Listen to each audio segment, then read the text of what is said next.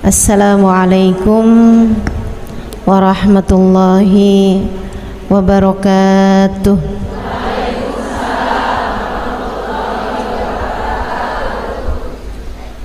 Alhamdulillah, wassalatu wassalamu ala Rasulillah Muhammad ibn Abdillah wa ala alihi wa sahbihi wa man wala. Subhanaka la ilma lana illa ma 'allamtana innaka antal alimul hakim. Rabbi shrah li sadri wa yassir li amri wahlul 'uqdatan min lisani yafqahu qawli, amma ba'du. Alhamdulillah, sama-sama kita hormati, kita muliakan Sahibatul Bait, pimpinan Majelis Ta'lim Nurun Nizam, dan juga sahabat Zahra Neng Haji Teh Nur Karyati. Kita doakan beliau beserta seluruh keluarganya, suami, anak, cucu, senantiasa dalam rahmat ridha Allah Subhanahu wa taala. Dipanjangkan umurnya, disehatkan badannya, dimudahkan urusannya, dikabulkan hajatnya, semakin dicinta Allah Subhanahu wa taala dan Rasulnya, dibahagiakan hidup dunia akhiratnya. Segenap hubabah, segenap ibu nyai pimpinan pondok pesantren, dan juga ibu-ibu pimpinan majelis ta'lim, para ustadzah, para syarifah, yang semoga semuanya dirahmati dan dimuliakan Allah Subhanahu wa taala, serta tentu saja semua yang hadir di majelis ini, baik ibu-ibu, kakak-kakak, adik-adik, anak-anak, yang mudah-mudahan semuanya dirahmati dan dicintai Allah, disayangi dan disyafaati Nabi besar Muhammad, dikaruniakan rezeki yang halal, yang thayyib, yang berkah, dikaruniai anugerah yang tak terbatas dunia hingga akhirat insyaallah. Amin ya rabbal alamin. Hari ini pembahasannya mengenai membuka pintu rezeki. Ini kayaknya permintaan orang-orang Purwakarta. Habis lebaran rezeki pada seret ustazah, gitu katanya, betul?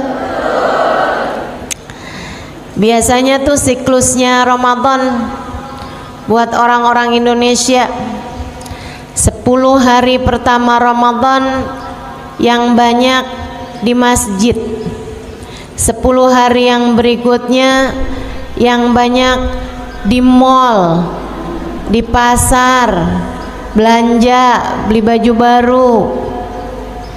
10 hari yang berikutnya di stasiun, di terminal, di bandara, mau pada mudik gitu ya.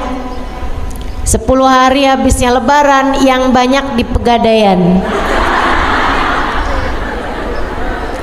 Duit udah kehabisan, gadai-gadai gelang, kalung, begitu? Enggak, insya Allah. Saudaraku sekalian yang saya muliakan, rezeki itu bukan hanya sebatas uang, bukan hanya sebatas makanan, melainkan manusia itu terdiri dari 3 hal, ketiganya memerlukan rezekinya masing-masing. Manusia disebut manusia karena punya badan. Kalau nggak punya badan namanya hantu. Kita punya badan. Badan perlu rezekinya, makanan, pakaian, rumah tempat tinggalnya badan. Sekarang ada lagi nih yang dianggap lebih mendesak, casan.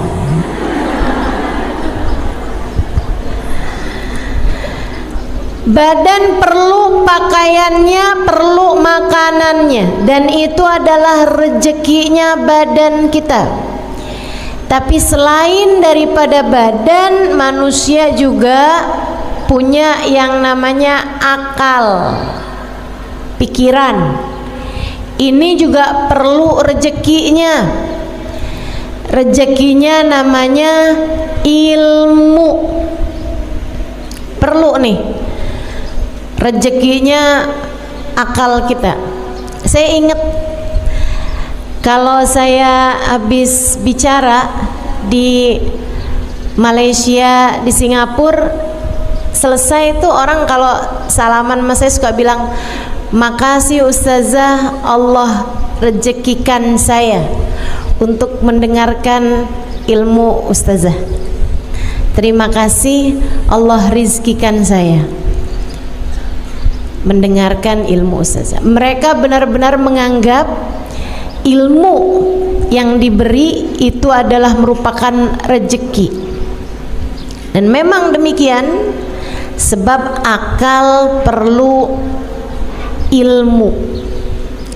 Mudah-mudahan kita semuanya dikaruniai ilmu yang manfaat, ilmu yang bawa kebaikan, kebahagiaan bagi dunia hingga akhirat, ilmu yang menjadi hujjah lana wala taj'alhu hujjah alaina birahmatika ya arhamar rahimin, amin ya rabbal alamin. Manusia punya badan, manusia punya akal. Keduanya perlu rezekinya masing-masing. Dan yang ketiga, manusia punya hati. Hati perlu rezekinya. Rezekinya hati banyak.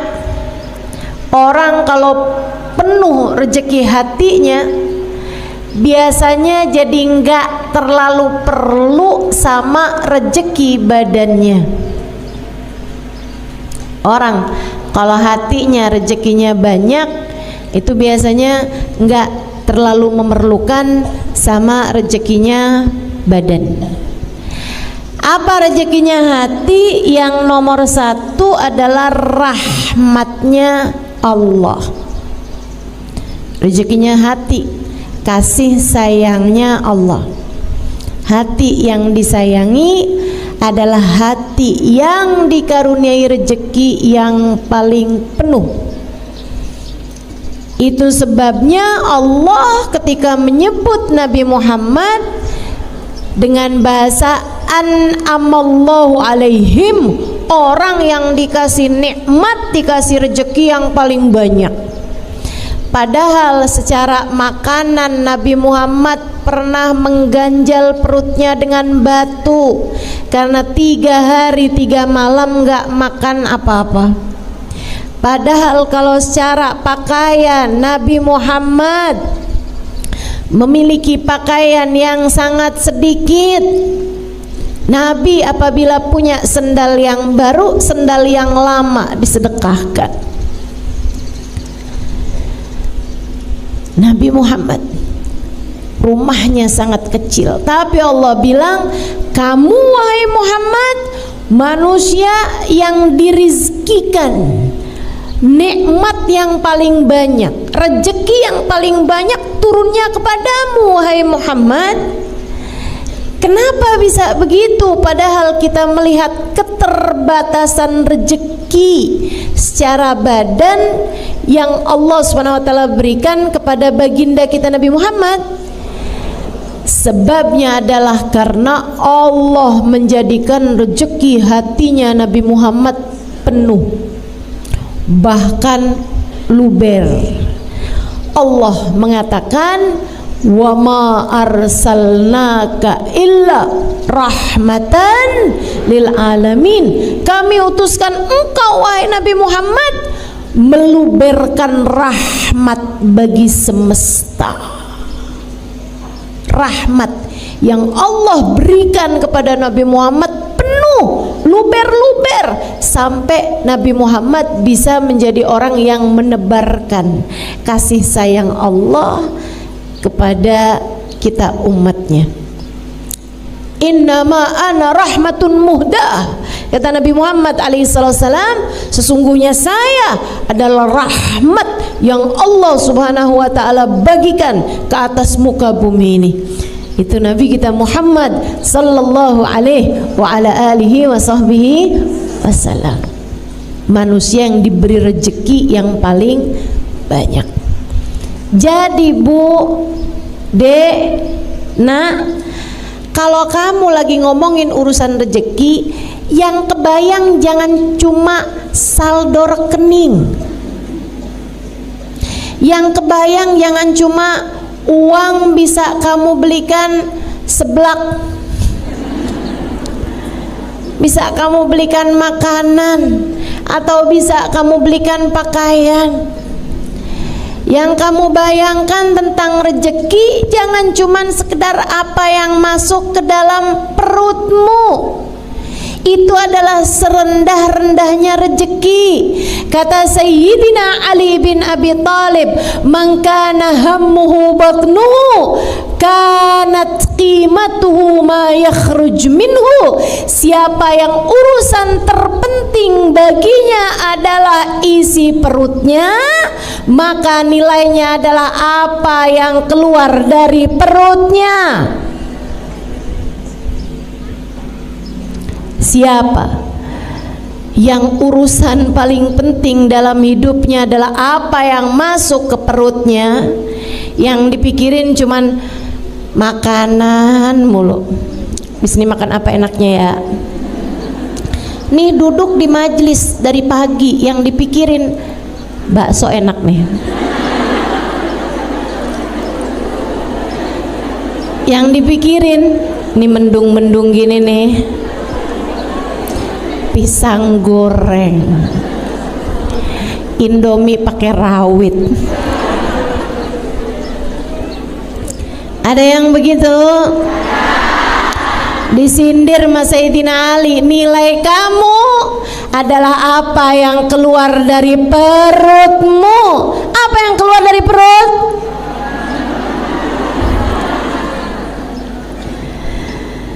Ya Allah, rezeki bukan cuman sekedar itu Bu.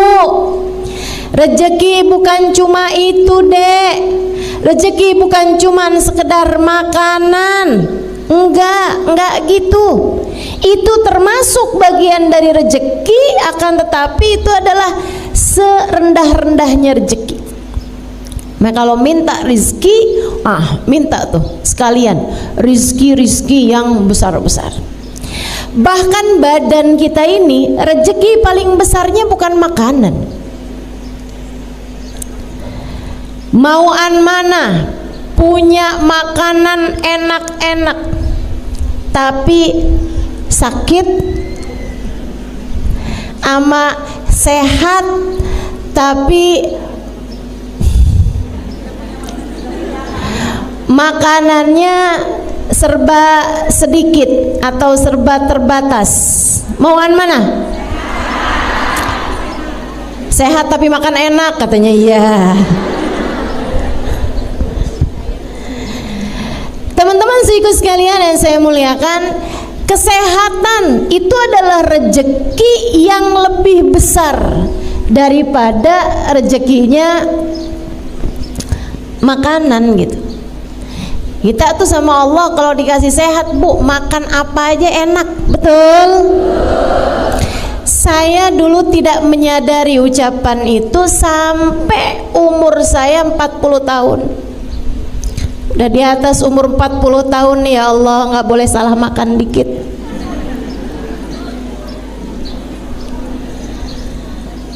Ada ibu-ibu yang nyaut betul. Senasib kamu ya Bu ya. Ibu-ibu sekalian saya muliakan, orang kalau badan sehat makan apa aja juga enak. Tapi begitu badan lagi nggak sehat, begitu badan lagi nggak enak, ya Allah, ya Allah. Makanan mahal-mahal, makanan enak-enak, jadi nggak bisa dimakan. Karenanya lebih daripada sekedar rezeki berupa makanan, kamu harus minta kepada Allah Subhanahu wa taala rezeki berupa kesehatan, sebab kesehatan lebih bernilai daripada makanan. Saudaraku sekalian saya muliakan, ini rezeki nih macem-macem. Jadi bukan hanya itu. Rezeki berupa kenyamanan, rezeki berupa memiliki keluarga yang saling sayang, memiliki keluarga yang saling mendukung satu sama lain. Rezeki apa bukan rezeki? Rezeki. Nih akal kita nih perlu rezeki berupa ilmu. Tapi ilmu itu juga ibu-ibu sekalian yang saya muliakan, adik-adik semuanya, enggak asal ilmu bisa Allah Subhanahu wa taala rezekikan kepada kita. Kita perlu guru buat menyampaikan ilmu dengan cara yang paling indah. Guru saya Habib Ali Al-Jufri pernah mengatakan, saya ketika membaca berita teroris bawa bom bunuh diri, ngebom, saya kalau baca berita ada pasukan-pasukan bawa bendera la ilaha illallah Muhammad Rasulullah, nyerang anak-anak, nyerang orang-orang tua, bawa ketakutan di hati manusia. Beliau mengatakan, saya kalau mendengar ajaran-ajaran yang haram, bid'ah, syirik,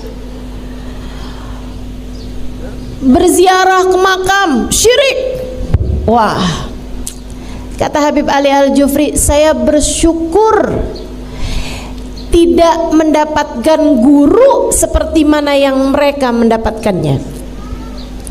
Bu, kalau kita berguru dengan orang yang sama dengan yang mereka berguru, belum tentu kita jadi orang-orang yang bisa menikmati maulid, bisa menikmati sholawat, bisa merasa haru, cinta, bahagia ketika merasakan kedekatan dengan baginda Nabi besar Muhammad sallallahu alaihi wasallam. Betapa ternyata memiliki guru yang bisa membawa kita kepada rasa cinta kepada Allah, rasa cinta kepada Rasulullah adalah rezeki yang luar biasa besarnya, yang harus terus-terusan kita minta pada Allah Subhanahu wa taala. Saya doakan guru-guru saya, Allah sehatkan badannya, bahagiakan hatinya, betahkan hidupnya di dunia ya Allah. Kita doakan Bu, Habib Umar bin Hafid, Habib Zain bin Smith, para ulama-ulama kita, banyak ibu-ibu sekalian, baik yang ada di luar negeri ataupun yang ada di dalam negeri. Kita harus doakan ulama-ulama yang ada di sekitar kita nih, yang bawa kenyamanan, kebahagiaan saat kita menuntut ilmu pada mereka, harus kita doakan.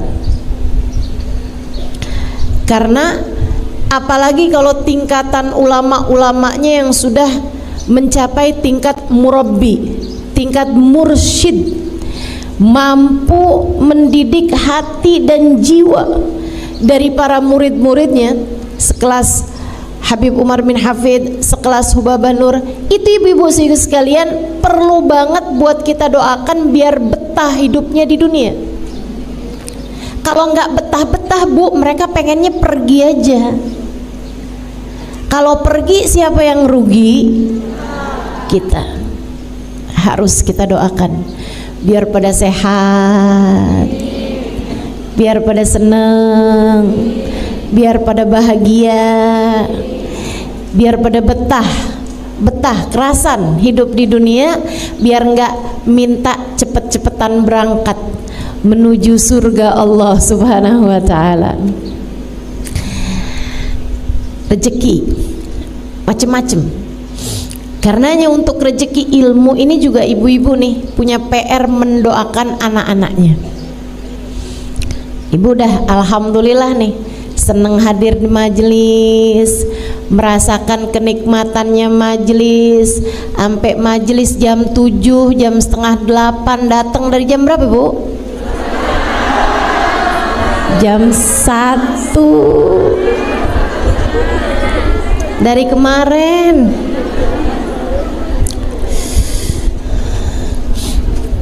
Dari tanggalannya belum ganti ya. Masya Allah. Saudariku sekalian yang saya muliakan, kamu perlu mendoakan anak-anakmu.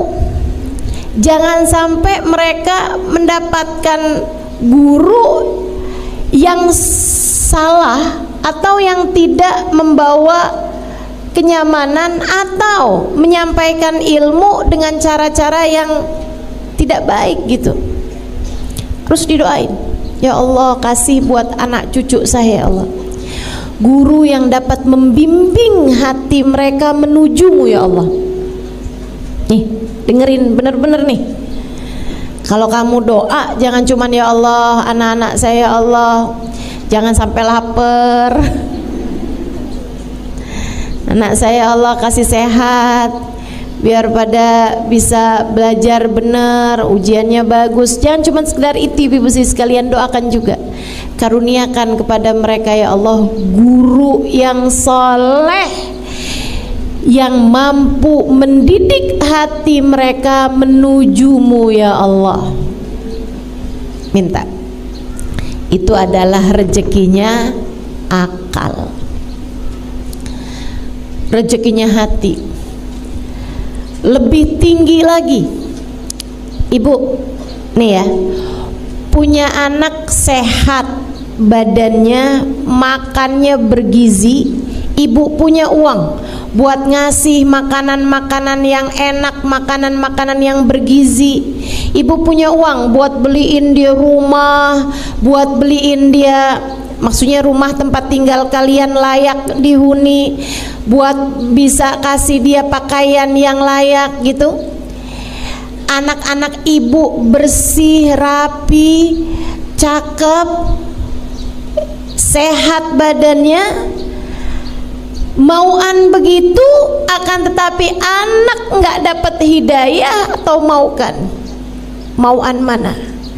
Dunia terbatas, tapi anak soleh soleha nggak tinggal sholat, bahkan ibu bangun di jam 3 pagi, jam setengah 4 pagi, masih sekitar 1 jam lagi dari adzan subuh.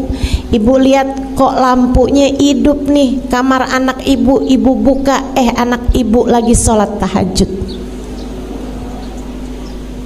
anak ibu lagi baca Quran, anak ibu lagi berdoa Bu. Tapi dia keadaannya serba terbatas. Misalnya kamu nggak punya banyak rezeki secara untuk makanan, pakaian, tempat tinggal, tapi punya anak-anak yang soleh-soleha, mauan mana kamu? Rezeki yang seperti itu atau semuanya serba dikasih Allah banyak-banyak, makanan banyak, ada kendaraan, ada rumahnya besar semuanya, dari mulai satpam sampai ke supir, sampai ke tukang bersih-bersih, sampai ke tukang tanaman, semuanya ada. Punya asisten pribadi, punya segala macam, kehidupan duniamu dicukupkan. Akan tetapi anak-anak yakin saya, anak soleh solehah jauh lebih kamu inginkan daripada sekedar rejeki yang sifatnya badaniyah, yang sifatnya zahir. Dari sini kita tahu rejeki akal, rejeki hati jauh lebih indah daripada sekedar rejeki badan kita. Meskipun ketiganya semuanya harus kamu miliki, ketiganya semuanya juga nikmat hidup kita, bahagia hidup kita jika ketiganya Allah Subhanahu wa taala berikan seukuran dengan keperluan kita, kebutuhan kita. Rezeki itu Bu enggak harus banyak, yang penting pas. Ya Bu ya? Pas waktunya lapar ada makanan. Pas waktunya tidur punya kamarnya, punya tempat tidurnya, kamarnya ada AC-nya. Atau kalau di Purwakarta nggak panas, ada kipas anginnya. Itu kan namanya pas. Pas waktunya nih orang berangkat haji, ibu mau ingin juga pengen daftar haji juga, pas ada uangnya, ya kan? Waktunya mau pergi majelis nih hari di Nurun Nizam, ada ongkosnya, kan begitu? Pas. Tapi kalau misalnya rezekinya banyak tapi nggak pas, ini yang nggak enak nih Bu nih. Rezekinya sih banyak, duitnya banyak nih, waktunya mau pergi pengajian ada aja. Segala udah jalan naik sepeda motor, sepedanya bannya pecah, ada aja gitu penghalang-penghalang dari mendapatkan kesenangan dan kebahagiaan. Makanya bukan itu yang kita minta. Yang kita minta itu rezeki yang pas. Itu pula yang diminta oleh baginda kita Nabi besar Muhammad sallallahu alaihi wasallam untuk rezeki keluarganya. Allahumma ja'al rizqa ali Muhammadin kafafa. Ya Allah, jadikanlah rezekinya keluarganya Muhammad adalah rezeki yang cukup. Yang diminta cukup sama Nabi, bukan berlebihan, bukan banyak, akan tetapi menenggelamkan. Karena rezeki yang penting cukup, yang penting pas. Mudah-mudahan Allah karuniakan kepada kita rezeki yang pas, rezeki yang cukup, rezeki yang jadi sebab kebahagiaan bagi hidup kita dunia hingga akhirat insyaallah. Amin ya rabbal alamin. Amin ya rabbal alamin.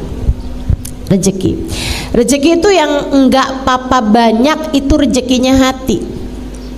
Sebab rezekinya hati itu kalaupun banyak, itu yang ada adalah tumpah.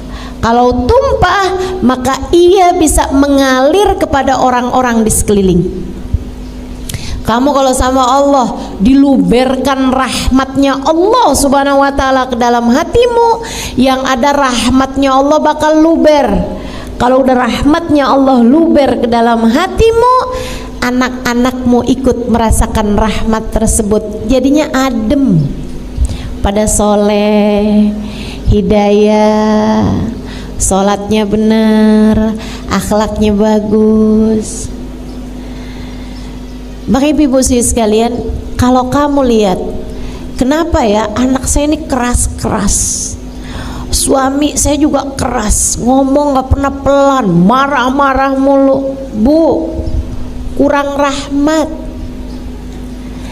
Hati kamu kurang diturunin rahmat, hati keluargamu kurang diturunin rahmat.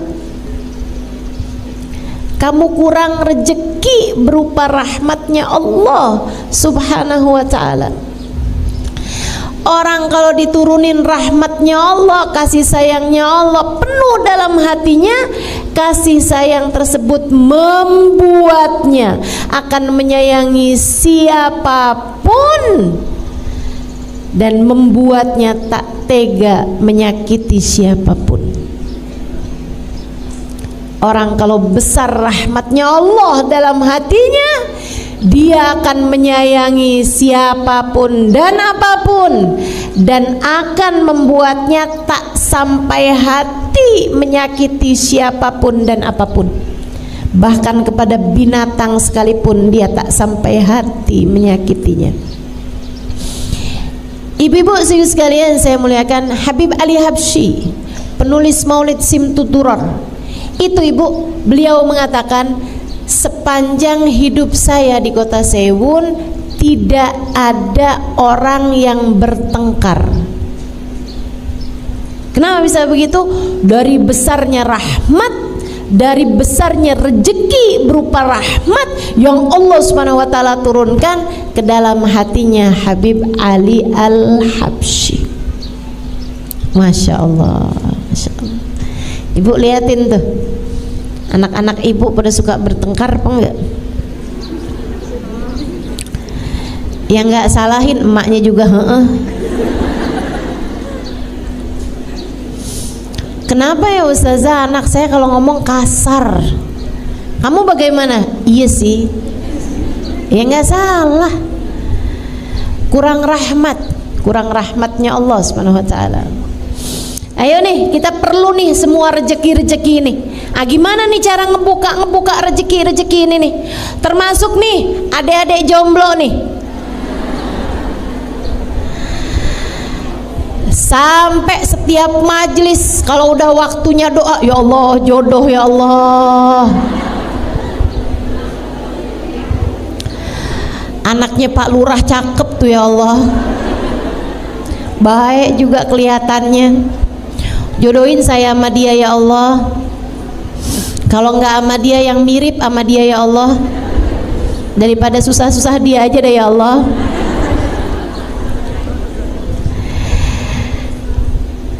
Jodoh itu juga teman-teman, urusan jodoh juga nih, nggak penting banyak. Nggak penting banyak, nggak penting besar, badannya XXL gitu, nggak penting. Yang penting adalah pas. Dan bukan urusan cepat atau lambat, yang penting adalah tepat.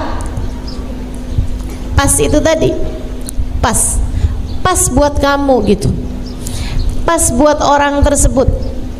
Suami istri itu yang penting bukan pintar, yang penting bukan kaya, yang penting bukan bisa segala macam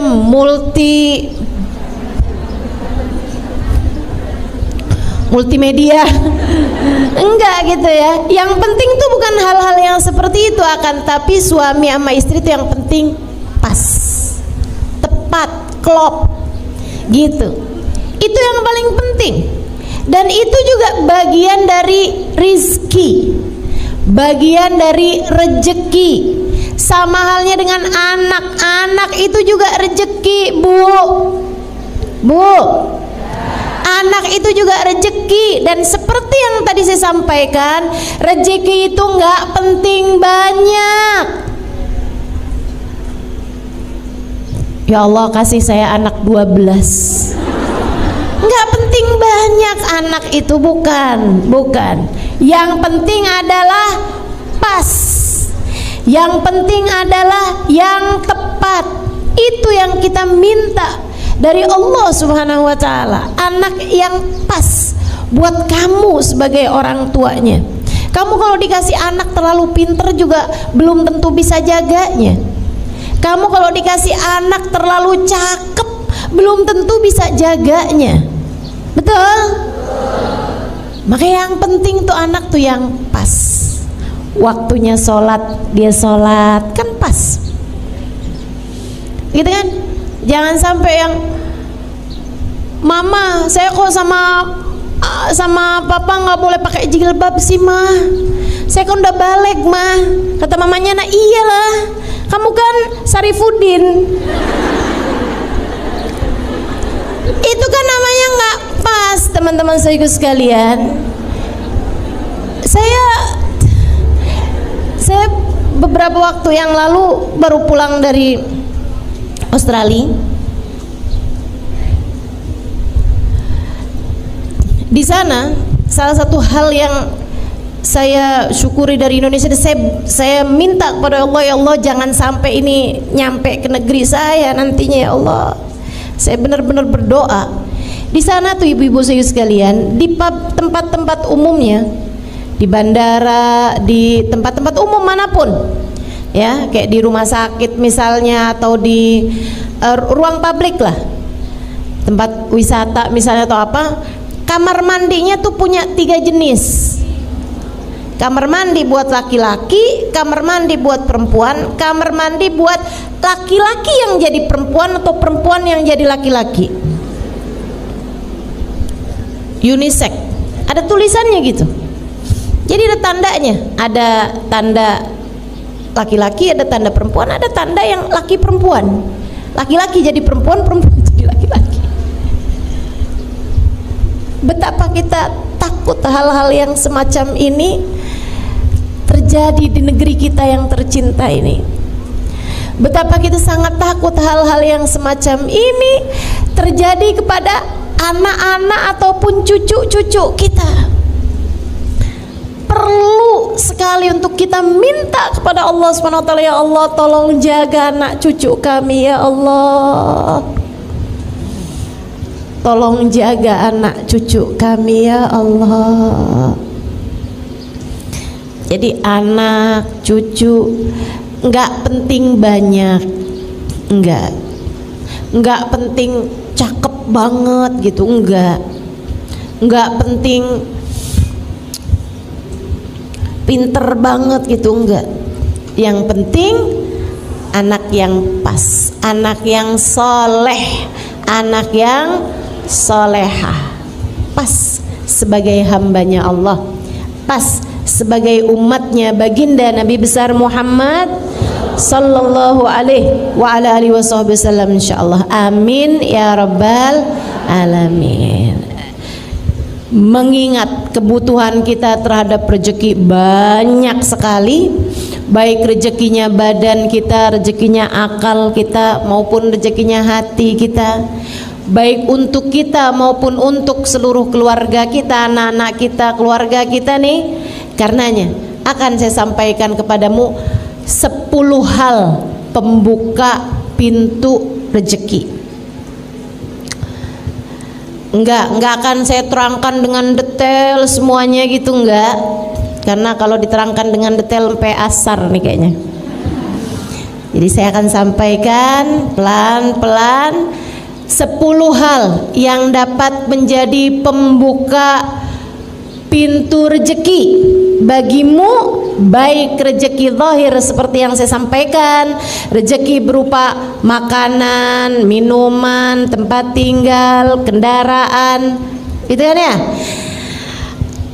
handphone, kenyamanan, apapun aja, rezeki zahir maupun rezeki batin.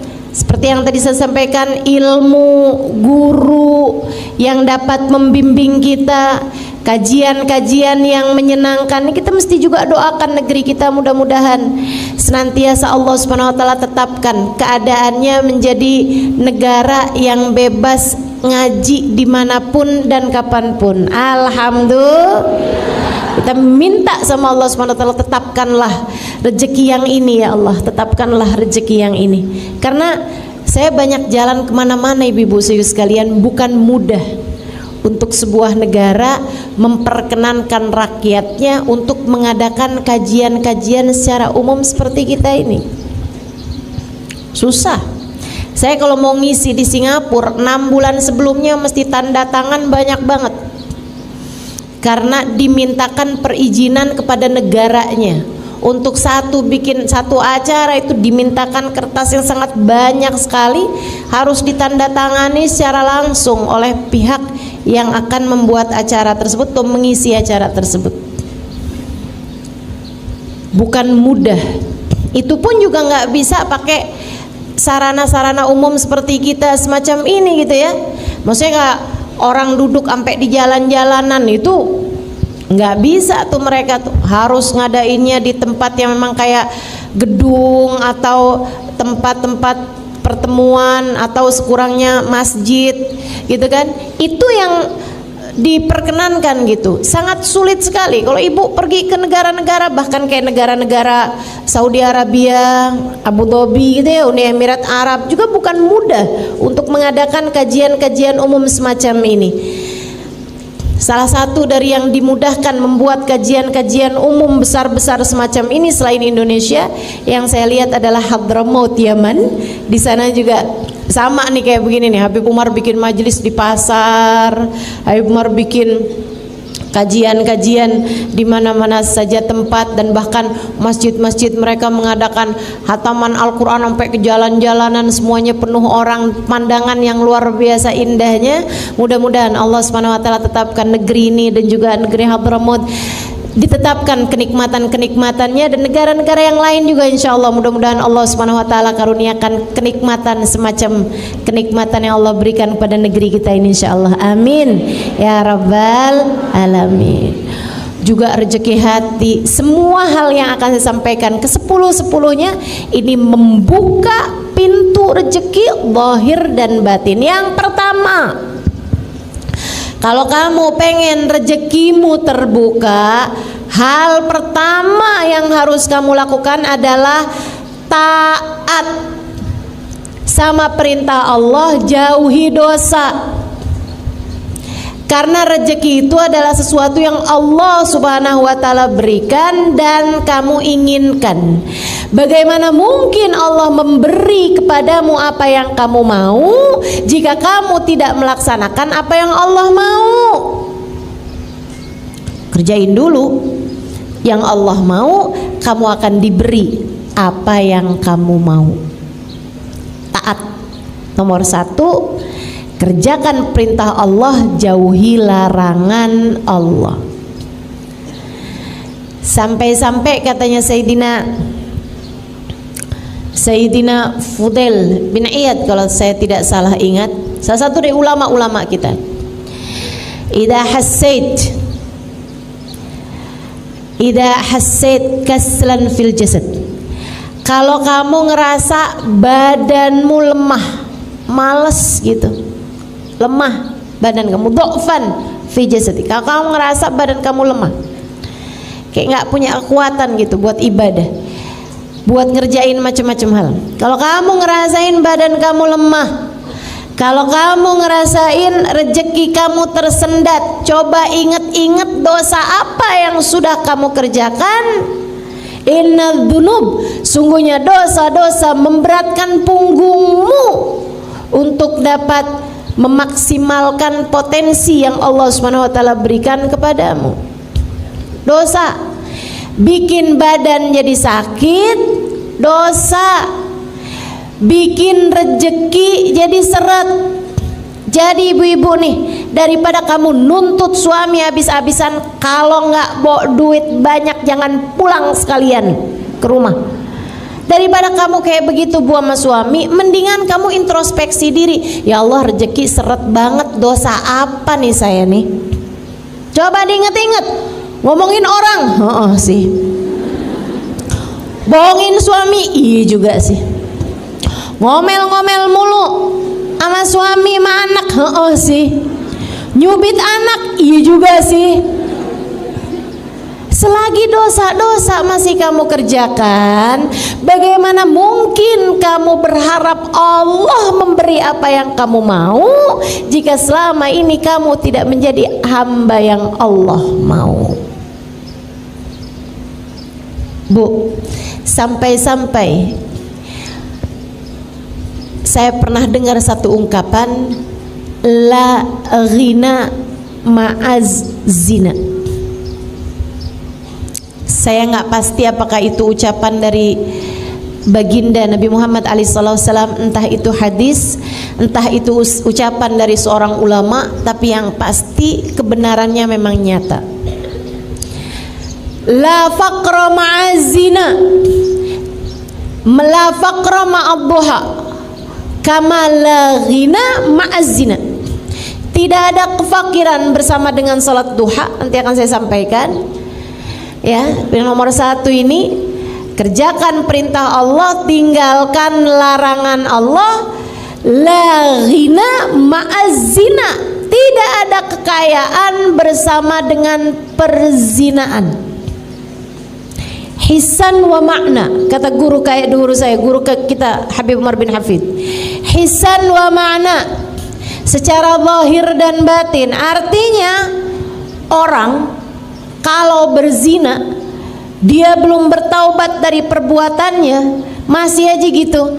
Tar ketemu sama pacarnya atau sama orang yang dia cintai itu ya, yang dia senengin itu, kemudian dia berzina gitu kan. Teman-teman sekalian, walaupun sekarang sedang tidak mengerjakan perbuatan zina itu, tapi dalam masa-masa dia belum bertaubat dari perbuatan zinanya tersebut, tidak akan Allah berikan kekayaan, kecukupan, gak akan. Kurang aja terus, ambisi aja terus, kepengen ini, kepengen itu, terus aja gitu.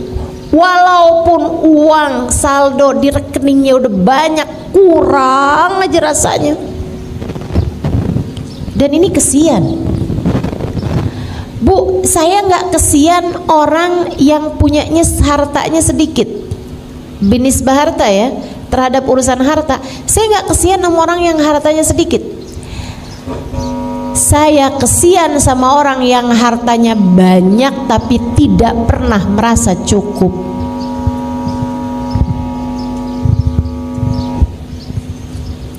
Saya kesian sama orang yang hartanya banyak tapi tidak pernah merasa cukup. Kayak terus aja ambisi, sampai curigaan mulu. Kalau dia perempuan kan, curiga aja sama HP suaminya, curiga aja nih suaminya pergi kemana nih, hidupnya blingsatan, takut setengah mati. Kalau malam-malam susah tidur, takut ada yang bobol rumahnya, hidupnya terus aja ketakutan gitu. Begitu ada kabar kalau perusahaannya bangkrut, perusahaannya rugi, sedikit aja ngomongnya, wah kalau rugi seperti ini besok kita makan apa? Padahal duit sisanya masih banyak. Ibu-ibu sekalian, saya ngerasa berbahagia tinggal di Indonesia, di mana orang-orangnya tuh bisa loh, dia ngojek tapi kredit motor. Penghasilannya itu sehari 50.000, sehari 70.000 gitu. Tapi sanggup gitu hatinya buat bayar kredit motor gitu kan. Luar biasa. Jadi teman-teman sekalian, masalahnya bukan sama berapa uang yang kamu punya, berapa nilai yang kamu punya, tapi kemampuan hati untuk bisa merasa cukup dengan rezeki yang Allah Subhanahu wa taala berikan gitu. Saya nggak kesian di sini nih sama perempuan-perempuan yang misalnya gitu, suaminya cuman ngasih dia sebulannya berapa? Saya nggak ngerti tuh, nggak pernah ikutan belanja soalnya. Anggap 500.000 misalnya gitu, buat belanja harian, masa cukup nggak itu? Nggak cukup. 1 juta deh, 1 juta gitu ya, nggak cukup juga. Emang iya?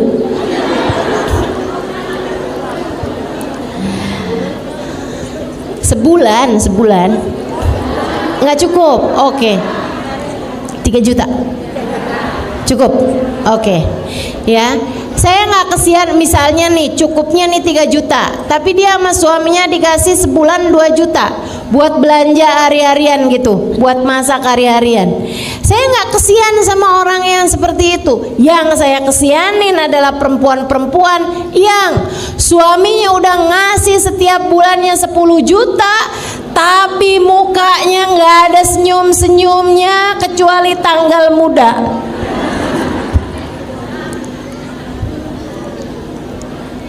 Ya ampun, kamu kok transfernya cuman segini nih? Saya nanti bayar arisannya dari mana? Saya nanti nongkrong di mallnya dari mana? Saya nanti buat bayar ini, buat bayar itu. Ya Allah, ya Allah. Jadi teman-teman saya sekalian, tuh dia tuh masalahnya ya. Orang kalau nauzubillah berbuat perzinaan dan dia belum bertaubat dari perzinaannya, itu walaupun dikasih seberapa, hatinya nggak akan pernah merasa cukup. Dan itu adalah siksaan paling menyiksa terhadap urusan rezeki. Yang tersiksa tuh bukan yang dikasih rezeki yang sedikit, Bu, akan tetapi yang tersiksa itu orang yang dikasih rezeki seberapapun gak pernah merasa cukup. Dia orang yang jauh lebih tersiksa. Dan itu orang kalau berzina, naudzubillah min dzalik, sama Allah dikasih hukuman hati yang tidak pernah merasa cukup. Itu namanya hissi. Itu namanya sesuatu yang maknawi, sesuatu yang secara batinnya. Sementara zahirnya juga, guru saya Al-Habib Umar bin Hafid mengatakan, orang kalau berzina belum bertaubat dari perbuatan zinanya, dalam masa-masa perzinahan tersebut pasti sama Allah dikasih waktu di mana dia kelaparan, pengen makan, kehausan, pengen minum. Nggak ada yang bisa memberikannya pada saat itu.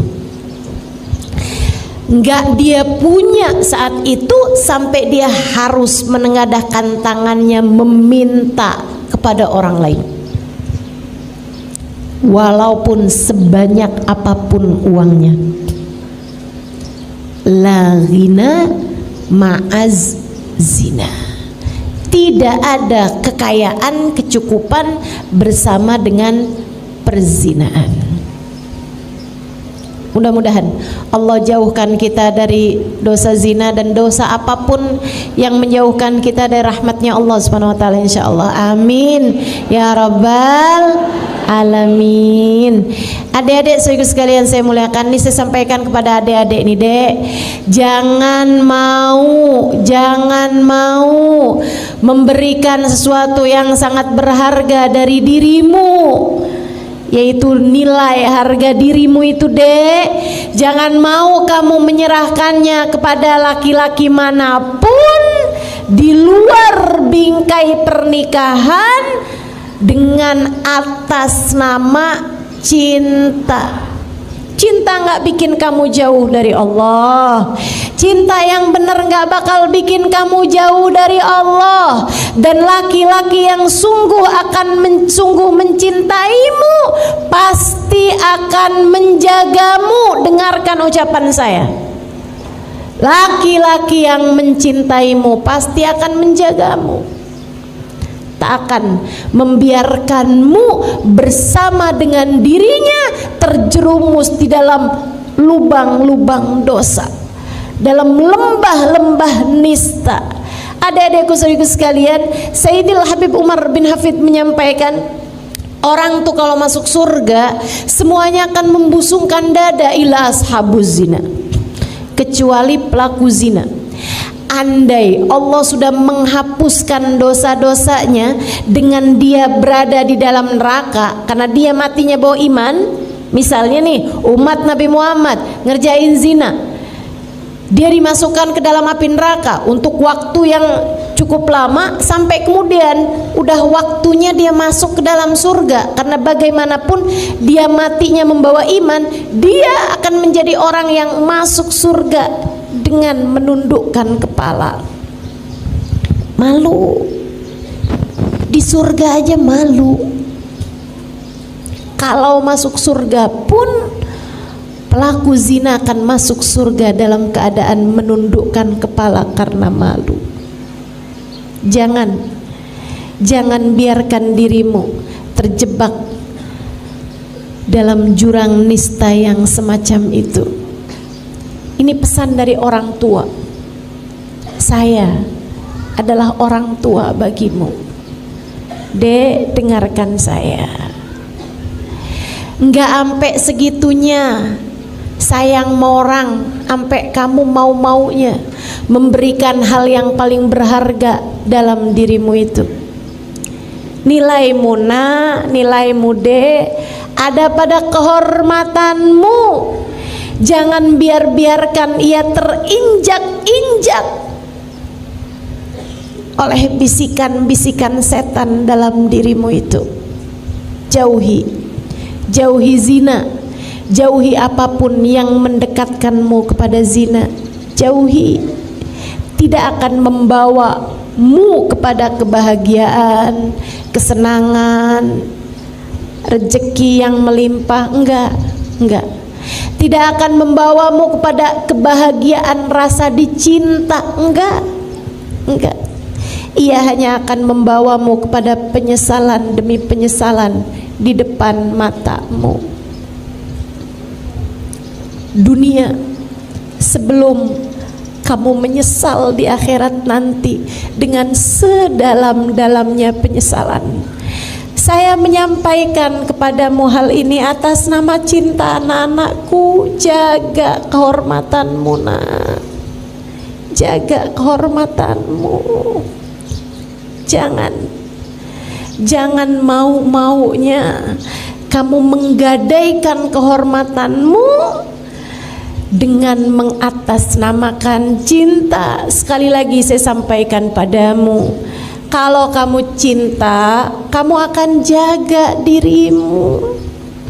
Kalau dia adalah laki-laki yang benar mencintaimu, dia akan menjaga dirimu, tak akan mau menyentuhmu kecuali sesudah kalian halal, dihalalkan oleh pernikahan.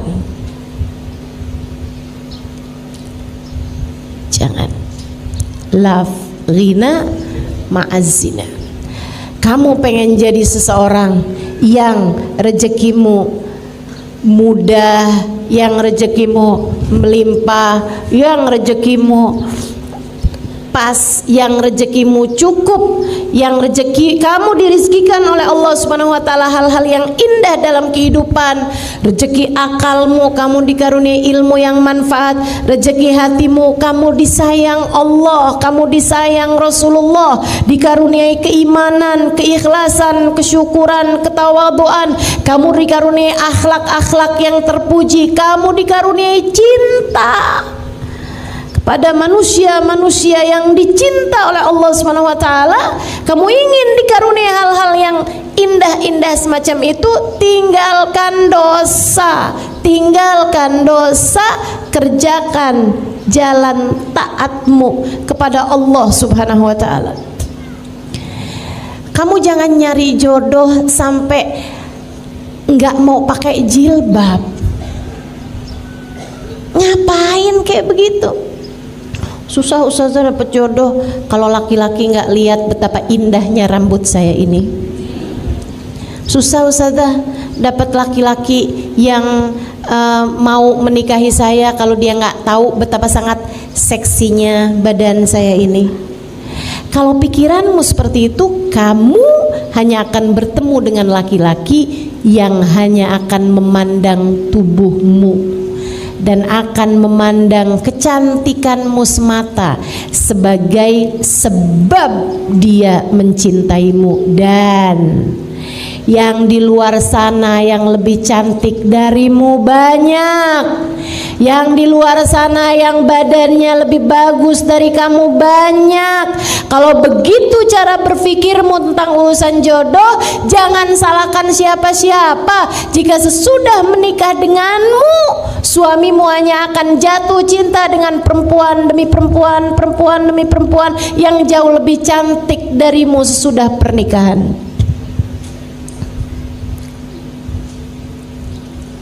Naikkan nilaimu dengan menaikkan taatmu di sisi Allah.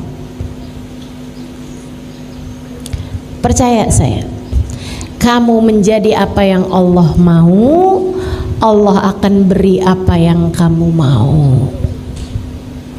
Jadilah hamba yang Allah mau, Allah akan menjadi seindah-indah Tuhan sesuai dengan apa yang kamu mau. Allah akan beri padamu apapun yang kamu inginkan. Teman-teman saudaraku sekalian, Allah menyampaikan dalam hadis qudsinya, innama ana alladhi idza qultu li syai'in kun fayakun sa'aj'al man ahbabtuhu idza qala li syai'in kun fayakun. Aku adalah zat yang apabila menghendaki sesuatu hanya perlu berkata jadilah, maka jadilah sesuatu tersebut. Aku akan menjadikan hamba-hamba yang aku cintai apabila menghendaki sesuatu hanya perlu berkata jadilah, maka jadilah sesuatu tersebut. Kalau kamu dicinta, kamu akan diberi sesuai dengan yang kamu inginkan. Maka jalan pertama untuk membuka pintu rezekimu adalah dengan taat dan jauhi dosa. Insya Allah. Yang kedua, ibu-ibu sekalian saya muliakan, nih, kalau kamu kepengen wangi, kamu mesti deket sama orang yang tukang jual minyak wangi, atau sekurangnya kamu mesti deket sama orang yang wangi-wangi biar kamu bisa dikasih minyak wangi, kan gitu ya? Ya kan? Itu sesuatu yang niscaya, teman-teman. Kalau kamu pengen pinter, kamu harus deketi orang yang pinter-pinter.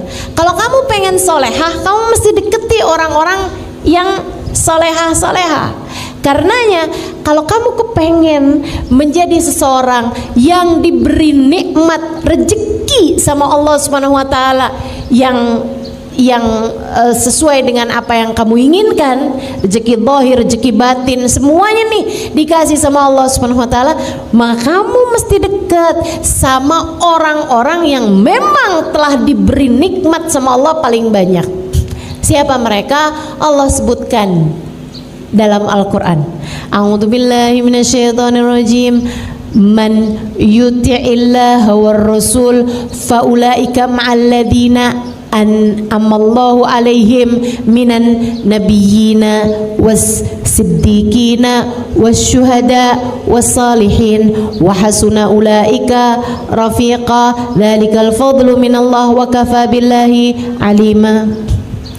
Kata Allah, siapa yang taat kepada Allah dan Rasulnya, mereka akan dikumpulkan di akhirat nanti bersama dengan orang-orang yang dirizkikan paling banyak sama Allah, yang dikasih kenikmatan paling melimpah ruah dari Allah Subhanahu wa taala, yang dikaruniai rezeki-rezeki badan yang paling pas, yang paling cukup, rezeki akal yang paling, ilmu yang paling bermanfaat, rezeki hati yang paling melimpah ruah. Siapa mereka? Allah sebutkan, minan nabiyyin, para nabi-nabinya Allah, wasiddiqin, para wali-walinya Allah, wasyuhada, para pejuang di jalan Allah, para ulama, para pejuang di jalan Allah Subhanahu wa taala, wasalihin, orang-orang soleh. Maka yang nomor 2 dari pembuka pintu rezeki adalah cintai para nabi, para wali, para ulama dan orang-orang soleh. Cintai mereka. Yang mencintainya membawamu kepada kedekatan dengan Allah Subhanahu wa taala. Karena Bu, saya kasih tahu, rezekimu itu hanya perlu kamu jemput.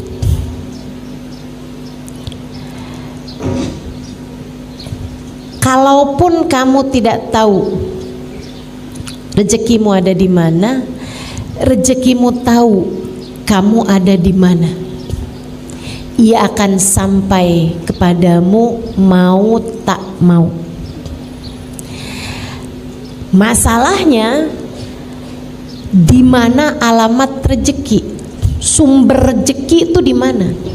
Sumber rezeki ada pada Allah Subhanahu wa ta'ala yang telah menamakan dirinya Huwar-Razzaq Dzul Quwwatil Matin.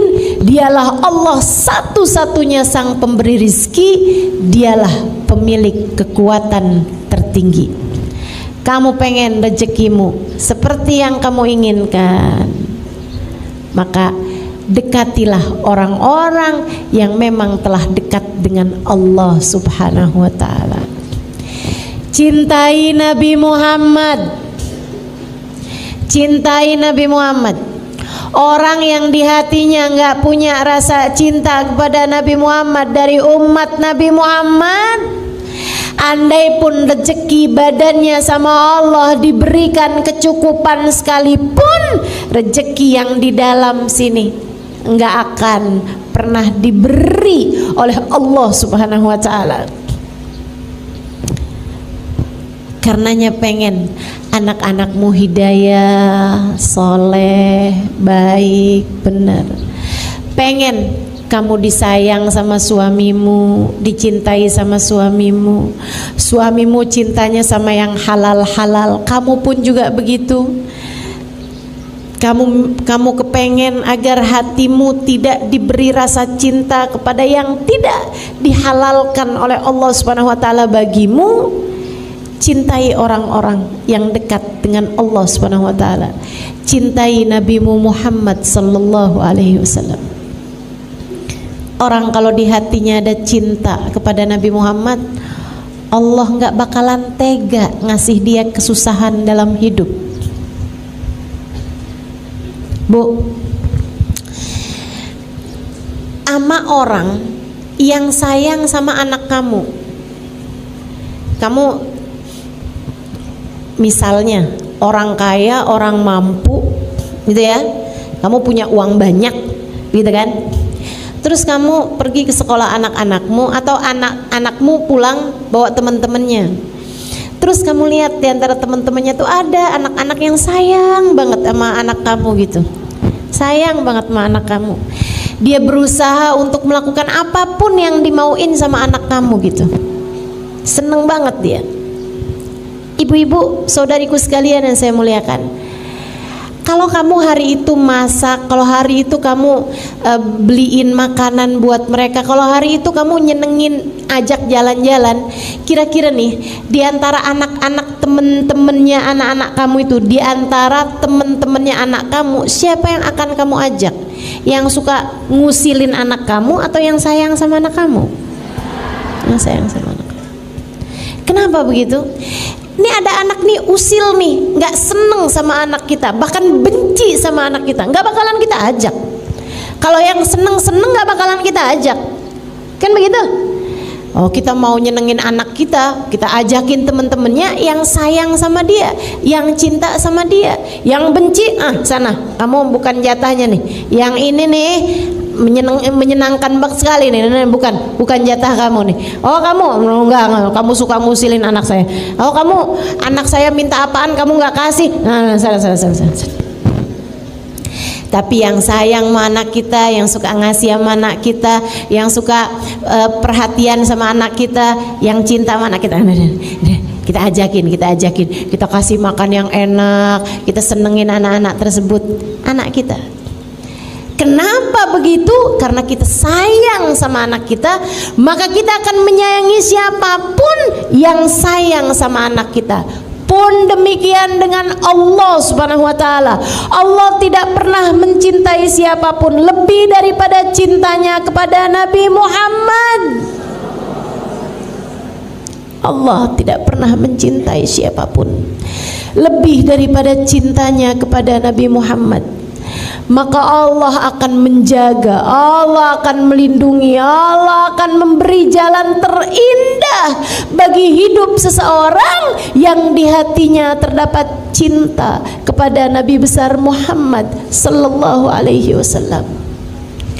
Maka kamu kalau ngerasa, kenapa ya suami saya kok nggak sayang sama saya, kenapa ya suami saya kok nggak ada cinta-cintanya sama saya gitu, kayak saya selalu aja dimarahin, saya selalu aja dikatain kasar misalnya gitu, Coba lihat hatimu, adakah di hatimu rasa cinta kepada Nabi Muhammad? Ustazah, kan suami saya yang gak sayang sama saya. Kenapa kok saya harus lihat di hati saya punya cinta apa enggak sama Nabi Muhammad? Karena Bu, hati suamimu berada dalam genggaman Allah yang tak pernah mencintai makhluk siapapun lebih daripada cintanya kepada Nabi Muhammad. Ketika Allah lihat di hatimu punya rasa cinta kepada Nabi Muhammad, Allah akan mencintaimu dan Allah akan menjadikan hati orang-orang yang berpengaruh padamu mencintaimu juga. Allah akan bikin gak hanya suamimu, akan tetapi mertuamu, iparmu, orang tuamu, saudara-saudaramu, anak-anakmu mencintaimu karena cinta di hatimu kepada kekasihnya Muhammad sallallahu alaihi wasallam. Saya kok nggak cinta ya Ustazah sama Nabi Muhammad. Saya nggak pernah ngerasa cinta, kan saya nggak pernah ketemu Ustazah. Ayo belajar lagi, belajar terus, belajar terus. Dengerin kajian-kajian dari orang-orang yang sudah punya rasa cinta kepada Nabi Muhammad. Dengerin kisah-kisah indah tentang Nabi Muhammad. Terus pelajarin. Belajar cinta, hatimu tuh diajarin biar mencintai yang semestinya dicinta. Nanti kalau udah ngerasain cintanya, nah kamu akan perhatikan anak-anak kamu mulai berubah. Kamu dirizkikan baktinya anak-anakmu padamu karena cintamu kepada kekasihnya Muhammad sallallahu alaihi wasallam. Mencintai Nabi, mencintai para sahabat Nabi, mencintai para ulama-ulama, mencintai guru-guru, mencintai orang-orang soleh, mencintai orang-orang soleh, itu bawa kepada rizki yang bahkan bukan cuman rizki zahir, akan tapi rizki batin. Makanya teman-teman sekalian, ada hadis bunyinya begini nih, dengerin saya, ini penting karena banyak terjadi nih. Katanya Nabi Muhammad alaihissalam, sayati zaman ala ummati yafirruna minal ulama faablahumullah thalath baliyat. Akan datang waktunya umatku mereka benci sama ulama, lari-lari menjauh dari ulama tersebut, nggak kepengen kenal, nggak kepengen deket, bahkan benci hatinya sama orang-orang yang membawa kedekatan kepada Allah SWT, para pejuang di jalan Allah. Mereka punya hasut, punya rasa benci aja gitu. Allah, cuman pegang mic, itu tuh maksudnya tuh pengen dapat amplop tuh. Ulama semuanya dikatain aja gitu. Yang ini kurang begini, yang ini kurang begitu. Ada ulama miskin dibilang, emang mau kita belajar dari orang kayak begini? Di hidup aja dia udah miskin kayak begitu tuh. Masa mau deketin kita kepada Allah SWT? Ada ulama kaya tuh, duitnya dari apaan tuh? Dia jual agamanya, katanya gitu. Kamu maunya bisa cintanya sama ulama yang kayak gimana? Saudaraku sekalian yang saya muliakan, maka masalahnya ini bukan pada ulama yang kaya atau ulama yang miskin. Masalahnya ada mah hatimu tuh punya penyakit-penyakit, sehingga kalau ada pejabat kaya kamu puji-puji tuh, enak tuh jadi pejabat tuh kaya, hidupnya mulia. Begitu ada pejabat miskin tuh, dia tuh nggak korupsi tuh. Giliran nama pejabat kamu bisa husnudzon, giliran nama yang lain-lain kamu bisa husnudzon, tapi giliran nama ulama kenapa kamu bisa selalu suudzon? Masalahnya bukan sama ulamanya tapi sama hatimu. Masalahnya bukan sama ulamanya tapi sama hatimu. Kata Nabi Muhammad alaihissalam, akan datang waktunya pada umatku mereka lari dari ulama, nggak mau deketin ulama, benci sama ulama. Allah berikan padanya 3 jenis bala. Apa itu? Yang pertama, Allah angkat keberkahan pada harta mereka dan pada anak mereka. Anaknya nggak berkah, hartanya nggak berkah, kurang aja terus-terusan. Rezekinya nggak berkah, rezekinya nggak pas, rezekinya nggak enak. Teman-teman sekalian, rezekinya nggak enak. Rezekinya tuh keluarnya buat hal-hal yang nggak enak mulu. Rezeki itu kan ada yang keluarnya enak, ada yang keluarnya nggak enak. Rezeki uang kamu pakai buat hadir majelis, rezeki keluarnya enak apa nggak enak? Enak.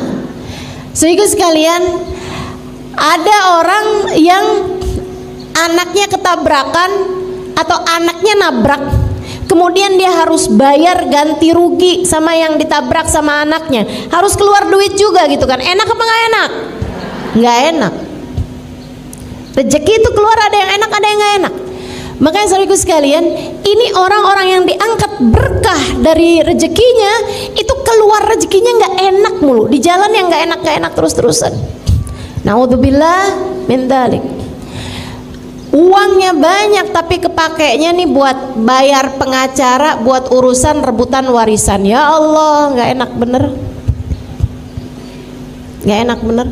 Bayar pengadilan untuk urusan tuntutan dari orang lain, cemaran nama baik lah, apalah segala macam. Itu nggak enak banget keluar duitnya.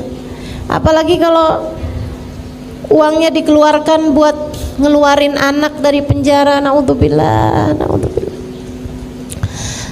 Allah kasih bala, 3 jenis bala. Kalau kamu nggak cinta sama ulama, apa itu? 1, diangkat berkah dari hartanya. Rezekinya nggak ada berkahnya, nggak ada enak-enaknya rezekinya. Yang kedua, Allah akan kasih pemimpin yang zalim. Pemimpin yang zalim itu nggak harus kepala negara atau kepala pemerintahan gitu, nggak harus.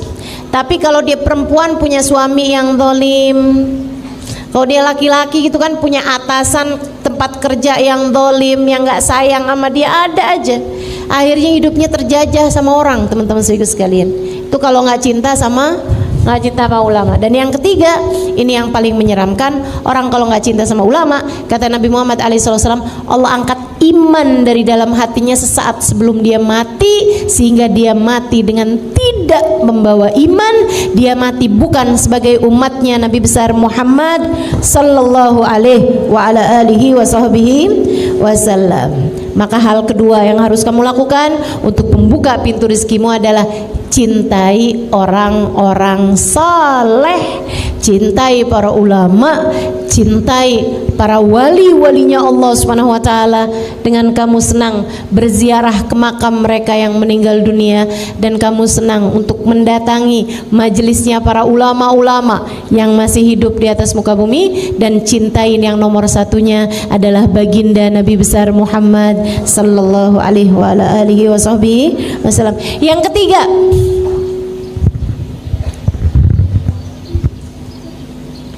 Yang ketiga, kalau kamu kepengen pintu-pintu rezekimu terbuka, yang nomor 3-nya adalah bakti sama orang tua ataupun sama suami bagi yang sudah bersuami.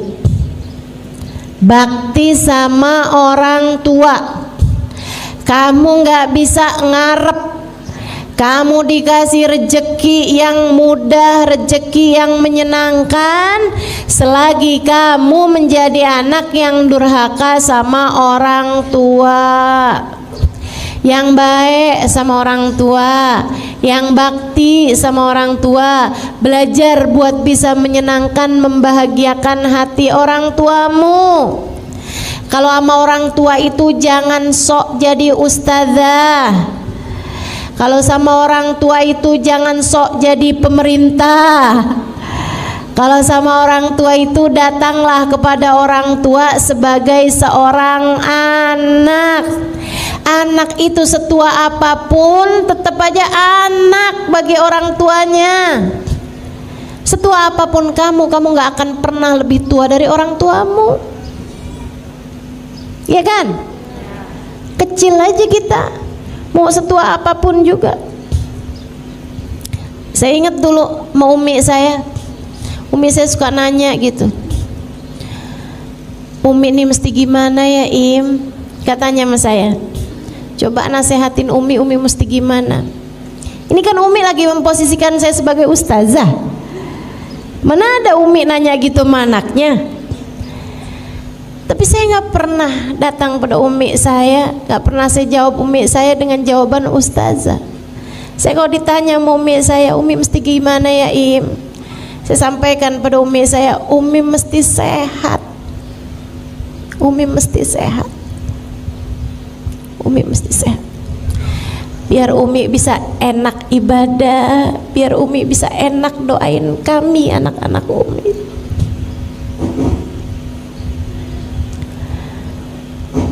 Sama orang tua itu nggak usah bawa-bawa dalil teman-teman, sayangi aja.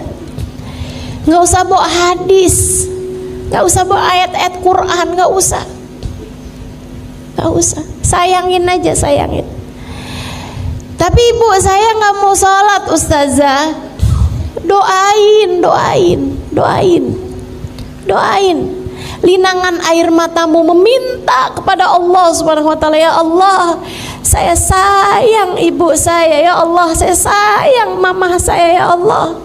Maka jangan biarkan ia berada dalam neraka-Mu di akhirat nanti. Selamatkan ia darinya, berikanlah hidayah-Mu padanya. Linangan air matamu mendoakan orang tuamu punya nilai sangat besar di hadapan Allah, lebih daripada ceramah-ceramah yang kamu sampaikan, lebih daripada kamu menyampaikan dalil apapun kepada orang tuamu itu.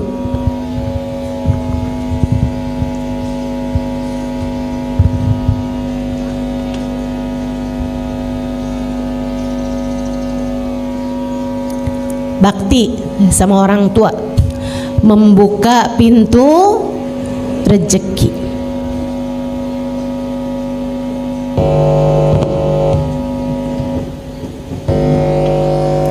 Nih buat adik-adik jomblo, para jombloers, kamu salah satu dari hal yang bisa bikin kamu mudah-mudahan dekat dengan jodoh yang soleh. Nih yang amin kenapa emak-emak ya?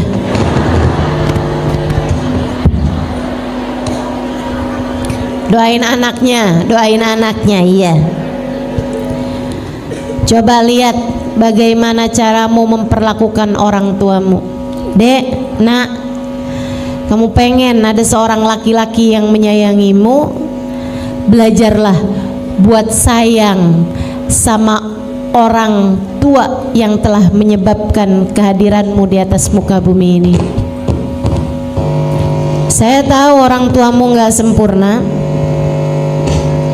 banyak kekurangannya, tapi tanpa mereka kamu gak akan ada di atas muka bumi ini. Maka jangan pernah remehkan orang tuamu itu. Bakti sama orang tua. Atau yang punya suami nih ya, perhatikan betul bagaimana caramu memperlakukan suamimu. Itu akan sangat berpengaruh kepada urusan rezekimu. Para istri-istri tukang ngomel, rezekinya bakalan seret. Percaya, saya liatin. Makanya saya sih selalu percaya sama istilah rezeki istri solehah. Emang bener, istri tuh kalau solehah rezekinya bakalan melimpah ruah. Istri kalau solehah bakalan dikasih sama Allah rezeki yang mudah. Istri kalau solehah, Allah Subhanahu wa taala bakalan kasih rezeki yang berkah. Maka jadilah istri yang solehah dan jadilah anak yang berbakti kepada orang tuamu. Kamu telah membuka pintu rezeki bagimu. Gitu ya. Yang nomor 3. Yang nomor 4, kamu kalau kepengen rezekimu itu juga luas, gampang, mudah, berkah, membuka pintu-pintu rezeki, silaturahmimu dijaga. Silaturahmi itu sama siapa? Sama kaum kerabatmu, teman-teman. Sama kaum kerabatmu tuh, sama kakak, sama adik, sama ponakan, sama bibi, yang baik, yang baik. Sama saudara-saudaramu tuh yang baik. Kamu kalau jadi orang yang penuh perhatian sama saudara-saudaramu, ini nih mikrofon nih bagian dari rezeki.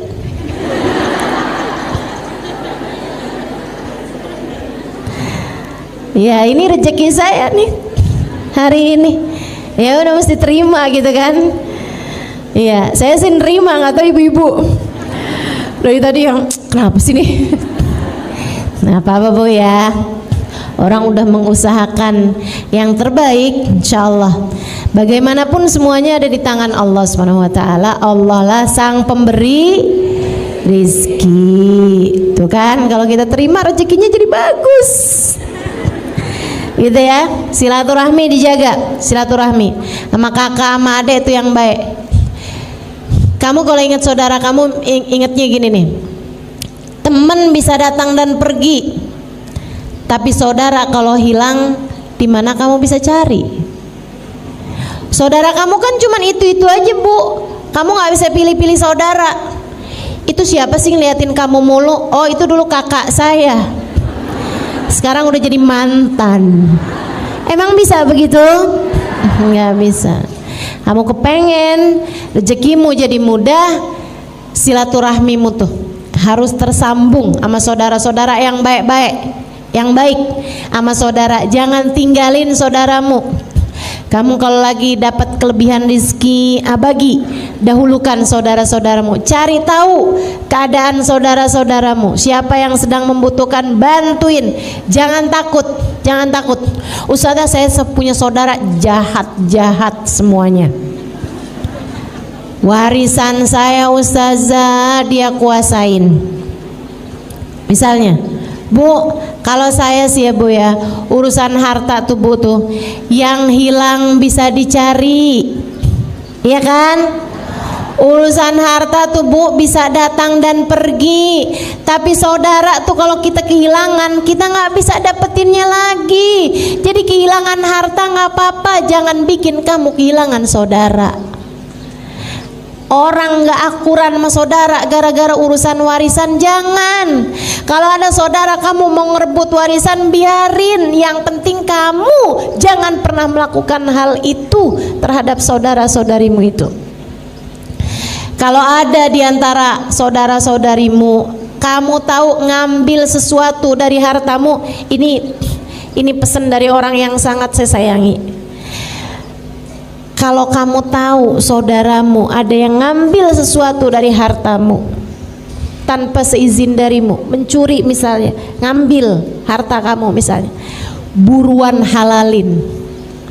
Buruan hati kamu tuh bilang, ya Allah saya sudah menghalalkannya ya Allah.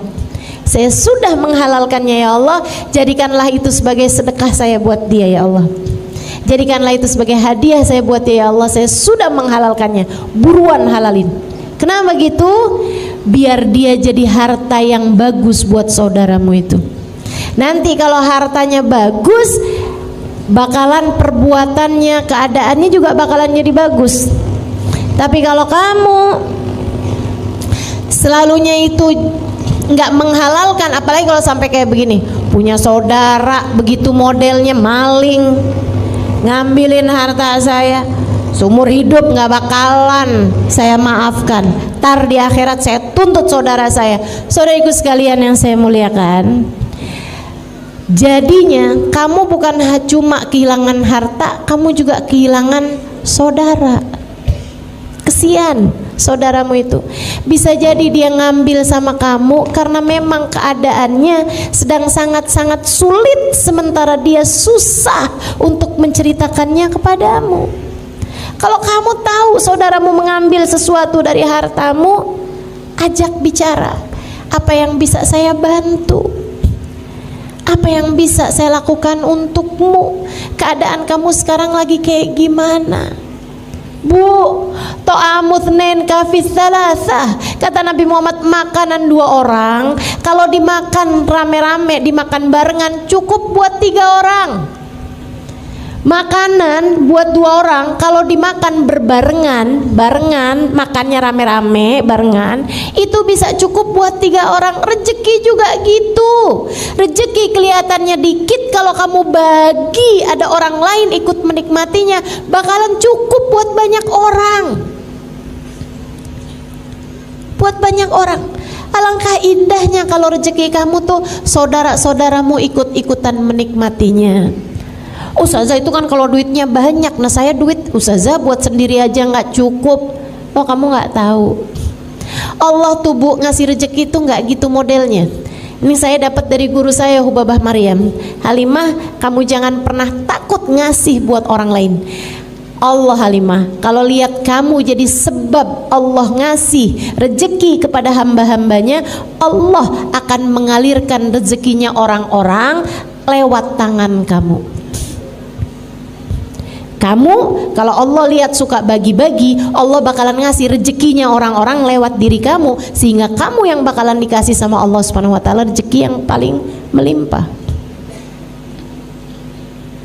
Jadi jangan takut untuk memberi dan bersilaturahmi kepada saudara-saudaramu terutamanya, sebab itu adalah pintu pembuka rezeki. Berikutnya sedekah. Ya, yang kelimanya adalah sedekah. Itu tadi sedekah tuh. Sampai-sampai katanya Nabi Muhammad alaihi wasallam, innal bala la yatakhatta riqabas sadaqah. Sungguhnya bala enggak akan bisa ngelewati pundaknya sedekah. Jadi kalau udah ketahanan sama sedekah, kita tuh ngerjain sedekah, itu bala mau turun keangkat semua. Nggak jadi tuh, mendal semua, mental semua. Balanya, musibahnya mental kalau kehalangan sama sedekah. Teman-teman sekalian, sedekah itu memang benar-benar bisa memberikan rezeki dari Allah Subhanahu wa taala. Itu akan lebih mudah kamu mendapatkan rezekinya, segala macam rezeki termasuk kesolehan anak-anakmu seperti yang sudah saya sampaikan. Itu kalau kamu sedekah tuh bisa lebih mudah berharap kesolehan anak-anakmu, gitu ya. Nih anak lagi mau ujian nih, misalnya lagi mau proses penerimaan di sekolah yang kamu harapkan bisa bagus anak kamu sekolah di sana gitu. Udah kamu istikharahkan sekolahnya bagus, gitu kan? Tapi kok kayaknya susah nih mau masuknya nih, mau tembusnya nih. Sedekah. Bahkan Nabi Muhammad SAW mengatakan, dawu mardakum bis sadaqat, sembuhkanlah sakit orang-orang di antara kalian dengan sedekah. Ibu-ibu sekalian, mohon maaf, hati suamimu misalnya sedang berpaling kepada perempuan yang lain yang nggak halal baginya, kamu mesti ngapain? Ini dia nih, kamu mesti membuka pintu rezeki taat, rezeki hidayah, rezeki hati yang bahagia, rezeki takwa ke dalam hati suamimu dan ke dalam hatimu sendiri juga, dengan salah satunya adalah bersedekah. Sedekah, jangan takut sedekah. Dan gak usah nyari yang jauh-jauh Bu, kalau sedekah itu yang ada di sekelilingmu, tetangga-tetanggamu, orang-orang yang datang ke rumahmu, saudara-saudarimu mungkin, al-aqrab yang terdekat yang harus didahulukan. Orang yang kerja di rumahmu mungkin itu dulu yang harus kamu dahulukan gitu. Ustazah mesti niat nggak sih kalau misalnya gitu, ya Allah nih mudah-mudahan nih hati suami ini biar nggak tertarik sama yang haram, saya sedekah dengan niat semoga Allah Subhanahu wa taala kasih kesembuhan pada hati suami saya yang sekarang sedang berpenyakit mencintai yang haram. Mencintai yang haram tuh penyakit apa bukan penyakit? Penyakit, saudaraku sekalian saya muliakan. Suka sama barang-barang haram penyakit apa nggak penyakit? Penyakit. Makanya buat balikin nih, buat sembuhin, salah satunya kata Nabi Muhammad, dawu mardakum bisadaqat, sembuhkanlah orang-orang yang sakit di antara kalian dengan sedekahmu itu. Sedekah. Bismillah. Perlu lihat apa enggak Ustazah? Enggak, pokoknya kamu sedekah, insya Allah Allah Subhanahu wa Ta'ala akan membetulkan apa-apa yang salah-salah yang ada di antara kehidupanmu itu. Insya Allah semuanya bakalan jadi lebih bagus semuanya dengan kamu memperbanyak sedekah. Insya Allah. Jangan nunggu kaya buat sedekah, ya. Jangan nunggu kaya buat sedekah. Bahkan Allah tuh nggak menilai sedekahmu dari seberapa banyak yang kamu keluarkan. Enggak. Kalau misalnya nih ada orang punya ratusan juta, dia bersedekah 1 juta, nah itu lebih kecil nilainya di mata Allah daripada orang yang punya 1 juta dia sedekahkan 100.000. Kalau ada orang punya uangnya 1 juta, dia sedekahkan 100.000, artinya dia sudah bersedekah dengan 10% harta atau uang yang dia punya. Itu jauh lebih banyak daripada sedekahnya orang 1 juta tapi hartanya dia ratusan juta gitu.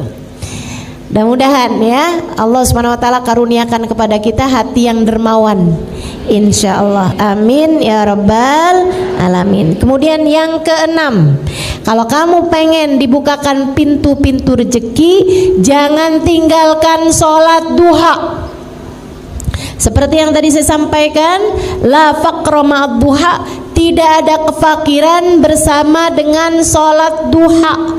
Sholat duha itu sholat rezeki, sholat yang membuka pintu-pintu rezeki bagi dirimu itu. Teman-teman saudaraku sekalian, bantuin suamimu lagi nyari nafkah, bantuin dengan kamu sholat duha.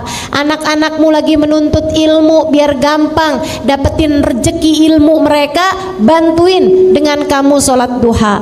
Dirimu sendiri juga pergi ngaji, melaksanakan ibadah-ibadah pada Allah Subhanahu wa Ta'ala.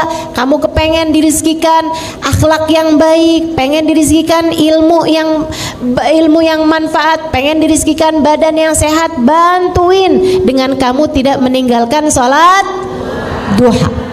Insya Allah. Berapa rakaat Ustazah? Bebas, boleh 2, boleh 4, boleh 6, boleh juga 8. Saran saya, walaupun sedikit jangan ditinggal. Jangan sekalinya duha banyak tapi besok-besokannya libur.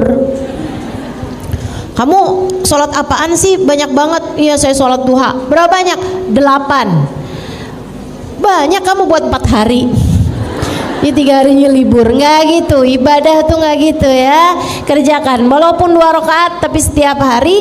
Nah itu jauh lebih berpengaruh bagimu daripada sekali ngerjain banyak akan tapi kemudian kamu tinggalkan. Insya Allah. Tentu yang fardu-fardu jangan ditinggal. Jangan sholat subuh kagak, duha iya. Yang nomor 7, kalau kamu ingin pintu rezekimu terbuka, jangan tinggalkan surat Al-Waqiah. Ini buat siapapun nih yang bilang ya ampun susah banget nih ada utang, ya Allah rezeki kok seret banget, baca wadduha. Baca Al-Waqiah. Baca Al-Waqiah. Al-Waqiah apa Anda Ustazah? Bismillahirrahmanirrahim Al-Waqiah. Enggak gitu. Surat Al-Waqiah. Kamu baca dari awal sampai akhirnya. Kapan Ustazah bacanya? Kapan aja. Boleh pagi barengan habis selesai sholat duha, boleh asar habis selesai sholat asar misalnya, boleh juga malam hari, tergantung dari ke lapangan waktumu untuk baca surat Al-Waqiah ini. Sayyidina Ibnu Mas'ud, beliau ketika udah tua gitu ya, hartanya disedekah-sedekahin sama beliau, diberi-berikan sampai teman-temannya pada bilang, Ibnu Mas'ud kok nggak ninggalin apa-apa buat anak-anak kamu? Oh tenang, saya udah ninggalin buat mereka. Apaan? Suratul Waqiah. Inni taraktu lahum suratul Waqiah. Aku telah meninggalkan untuk mereka surat Al-Waqiah karena saya pernah dengar Nabi Muhammad alaihissalam mengatakan, siapa yang membaca suratul Waqiah setiap harinya, Allah Subhanahu wa taala akan amankan dia dari segala kefakiran.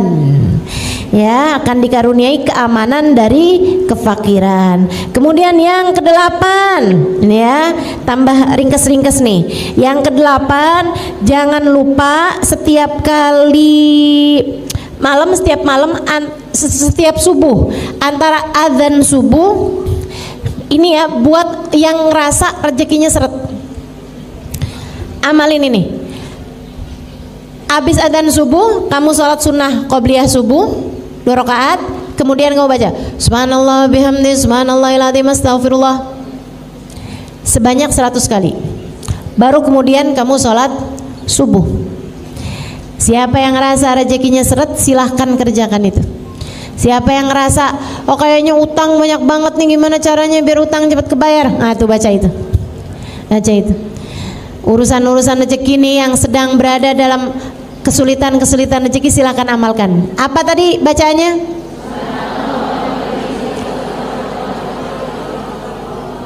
Subhanallah wa bihamdihi subhanallahil azim astaghfirullah. Subhanallah wa bihamdihi subhanallahil azim astaghfirullah. Berapa kali? 100 kali. Kemudian yang berikutnya, baca surat Al-Ikhlas sekali atau 3 kali tiap kali masuk rumah. Dan ini sudah sering saya sampaikan kepadamu, dan ini terbukti teman-teman. Ini mujarab, sangat mujarab. Ini instannya lah, gitu ya. Instannya ini, salah satu dari yang instan-instannya ini. Itu adalah tiap kali kamu masuk rumah baca surat Al-Ikhlas. Sekali atau 3 kali. Al-Ikhlas, Al-Ikhlas, Al-Ikhlas. Enggak gitu. Bismillahirrahmanirrahim. Qul huwallahu ahad, Allahus samad, lam yalid wa lam yulad wa lam yakul lahu kufuwan ahad. Selain itu, kalau yang di rumahnya suka bertengkar, gitu ya, baca juga ayat kursi. Nah, baca juga ayat kursi, itu bikin adem rumah. Bikin adem rumah. Kalau kamu ngerasa saya sih bertengkar ini apa, enggak sih ya, karena saya tinggal sendirian. Ya mau nengkarin siapa? Nah itu silahkan kamu baca surat Al-Ikhlas tiap masuk rumah. Assalamualaikum warahmatullahi wabarakatuh. Tuh kalau lagi nggak ada orang, Assalamualaikum wa ala ibadillahi salihin. Assalamualaikum ayyuhan nabi warahmatullahi wabarakatuh. Assalamualaikum wa ala ibadillahi salihin. Kemudian kamu baca surat Al-Ikhlas tadi itu. Nah insyaallah itu yang diajarkan Nabi Muhammad alaihissalam kepada sahabatnya ketika sahabatnya datang kepada Nabi Muhammad dan dia mengatakan bahwa dunia menjadi sempit karena dia terlilit banyak hutang. Kemudian yang terakhir, kalau kamu ingin pintu rezekimu terbuka, maka sering-seringlah, perbanyaklah bersolawat kepada baginda Nabi besar Muhammad sallallahu alaihi wasallam. Solawat senantiasa membuat hal-hal yang berat menjadi ringan. Sampai-sampai Habib Sayyid Muhammad bin Alwi bin Abbas Al-Maliki menyampaikan, tak ada permasalahan apapun di atas muka bumi ini yang tidak bisa selesai dengan solawat kepada Nabi Muhammad alaihissalam. Nggak ada masalah apapun nggak bisa selesai dengan solawat. Insya Allah apapun masalahnya akan terselesaikan dengan bersolawat kepada baginda Nabi besar Muhammad sallallahu alaihi wa ala alihi wa sahbihi wasallam. Mudah-mudahan kita semuanya jadi orang-orang yang dikaruniakan rezeki yang mudah, rezeki yang melimpah insyaallah. Amin ya rabbal alamin. Rezeki yang bawa kebaikan bagi kita dunia dan akhirat. Rezekinya badan kita, makanan, pakaian, uang, dikasih yang halal, yang thayyib, yang berkah. Dikasih kesehatan bagi badan kita, dikasih kesehatan bagi anggota tubuh kita. Insyaallah mata, biar dikaruniai mata yang terang. Semua anggota badan berjalan sesuai dengan fungsinya insyaallah. Dan kita juga minta pada Allah Subhanahu wa taala rezeki bagi akal kita, dan terutamanya adalah rezeki bagi hati kita, dilimpahi rahmatnya Allah, dilimpahi keimanan, dilimpahi kasih sayang dari Allah, dilimpahi keberkahan dari Allah Subhanahu wa taala. dilimpahi akhlak yang mulia, dikaruniakan kebaikan-kebaikan dunia dan akhirat, dikaruniakan cinta di hati kita kepada Allah, kepada Rasulnya, kepada hamba-hamba yang mulia, dikaruniai hati kita sifat-sifat yang baik, insyaallah dijauhkan dari segala penyakit-penyakitnya. Ala hadhihi niyah wa bikulli niyatin salihah jami'ah syamilah. Kita doakan hal yang seperti ini juga untuk seluruh keluarga yang kita sayang, untuk orang tua kita, untuk suami kita, untuk anak-anak kita, untuk orang-orang yang kita sayang semuanya, insyaallah. Ala hadhihi niyah wa bikulli niyatin salihah jami'ah syamilah la hadratin Nabi Muhammad sallallahu alaihi wa ala alihi wasallam. Al-Fatihah. Bismillahirrahmanirrahim. Alhamdulillahirabbil alamin. Arrahmanirrahim. Maliki yaumiddin. Iyyaka na'budu wa iyyaka nasta'in. Ihdinas siratal mustaqim. Siratal ladzina an'amta 'alaihim ghairil maghdubi 'alaihim waladdallin. Amin. Allahumma bihaqqil Fatihah, birmatil Fatihah, barakatil Fatihah.